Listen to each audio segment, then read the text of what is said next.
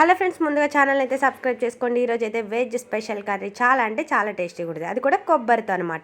Anyway మనం ఇంట్లో పూజకి ఆటికి కొబ్బరికాయలు అవి ఉంటాయి కదా, దాంతో కర్రీ ప్రిపేర్ చేసుకోండి. ఇలా సన్నగా కట్ చేసిన ముక్కల్ని ఇలా మిక్సీ జార్లో వేసుకొని మిక్సీ పట్టుకోవాలన్నమాట. చాలామంది కొబ్బరికాయలని తురుముతారు, బట్ ఆప్షన్ కుదిరినప్పుడు ఇలా కూడా చేయండి. ఇలా మెత్తగా మిక్సీ పట్టుకుని పక్కన పెట్టుకోవాలన్నమాట.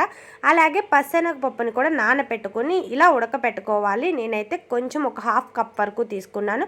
ఎనీవే ముందుగా అయితే ప్రాసెస్లోకి వెళ్ళిపోదాము. ఇక్కడ స్టవ్ పైన అయితే ఒక బాండీ పెట్టుకుని అందులో కర్రీకి సరిపడా ఆయిల్ వేసుకోండి. అంటే ఒక 4 or 5 టేబుల్ స్పూన్ వరకు వేసుకుంటే సరిపోతుంది. ఆయిల్ హీట్ అయిన తర్వాత దినుసులు వేసుకోవాలి. తాలింపు దినుసులు నేనైతే ఆవాలు, జీలకర్ర, సాయిపప్పు వేసుకున్నాను. కంపల్సరీ దినుసులు వేస్తేనే కర్రీ అనేది టేస్ట్ ఉంటుందండి. ఆవాలు అజీర్తికి బాగా యూజ్ అవుతాయి కదా. అలాగే ఎండుమిర్చి ఒకటి వేసుకోవాలి. ఇప్పుడు చూస్తున్నారు కదా, సన్నగా కట్ చేసిన ఆనియన్ ముక్కలు వేసుకోవాలి. అలాగే కొంచెం కరివేపాకు కూడా వేసుకోండి. కరివేపాకు ఎంత ఎక్కువ వేసుకుంటే అంత బాగుంటుంది అనమాట. క్రిస్పీగా ఉంటుంది ఈ కర్రీలో. అయితే కరివేపాకు తినని వాళ్ళు కూడా కంపల్సరీ ముద్దలో అన్నం పెట్టుకుని తినేస్తారు. అలాగే కొంచెం పసుపు, టేస్ట్కి సరిపడా ఉప్పు వేసుకోవడం వల్ల ఆనియన్స్ కూడా ఫాస్ట్గా మగ్గుతాయి అనమాట.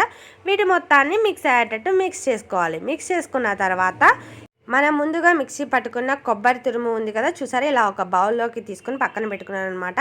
దీని మొత్తాన్ని ఇలా కర్రీలో వేసేసుకోవాలి. నేను చూపిస్తున్న విధంగా ఈ కర్రీ ప్రిపేర్ చేసుకుంటే చాలా అంటే చాలా టేస్టీగా ఉంటుంది. వేడి వేడి అన్నంలో తింటే మాత్రం సూపర్ ఉంటుంది. మీరు ఎప్పుడైనా కొబ్బరితో ఇలా కర్రీ తినకపోతే ఒకసారి ఇలా ట్రై చేయండి.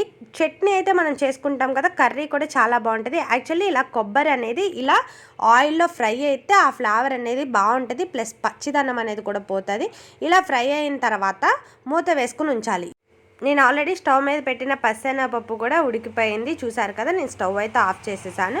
ఇప్పుడు చూడండి, కొబ్బరి అయితే మొత్తం ఇలా చూసారా బ్రౌనిష్ కలర్లో ఫ్రై అవుతుంది. యాక్చువల్లీ ఆ ఫ్లేవర్ అనేది మనకి కర్రీ ప్రిపేర్ చేసేటప్పుడు తెలుస్తుంది. చాలా అంటే చాలా బాగుంటుంది. ఇప్పుడైతే స్పైసీకి సరిపడా ఒక 1 టేబుల్ స్పూన్ వరకు కారం వేసుకోండి, సరిపోతుంది. ఇప్పుడు దీన్ని మొత్తాన్ని మిక్స్ చేసుకోవాలన్నమాట. మిక్స్ చేసిన తర్వాత మనం ఆల్రెడీ పక్కన పెట్టిన పచ్చెనగపప్పు ఉంది కదా, దాన్ని మొత్తాన్ని ఇలా వాటర్తో వేసేసుకోండి. టేస్ట్ అయితే చాలా బాగుంటుంది కర్రీ. నాకైతే భలే ఇష్టం లే ఈ కర్రీ. మీరు ఎప్పుడు తినకపోతే మాత్రం కంపల్సరీ తినండి. మా అమ్మ బాగా ఉండేదనమాట మా చిన్నప్పుడు, మేము మంచిగా తినేవాళ్ళం. ఇప్పుడు ఇందులో ఇది మొత్తం ఉడకడం కోసం ఒక జస్ట్ 1 గ్లాస్ వరకు వాటర్ వేసుకుని హై ఫ్లేమ్ పెట్టుకోండి. అంతే, ఎంతో సింపుల్గా కొబ్బరి పచ్చెనగపప్పు కర్రీ అయితే ప్రిపేర్ అయిపోతుంది. దీన్ని వేడి వేడి అన్నంలో తినండి, వా సూపర్ అనాల్సిందే ఎవరైనా. మీకైతే నచ్చితే మాత్రం వీడియోని లైక్ చేయడం అసలు మర్చిపోకండి. అలాగే ఫస్ట్ టైం ఎవరైనా వాచ్ చేస్తుంటే మాత్రం ఛానల్ని సబ్స్క్రైబ్ చేసుకోవడం కూడా అసలు మర్చిపోకండి.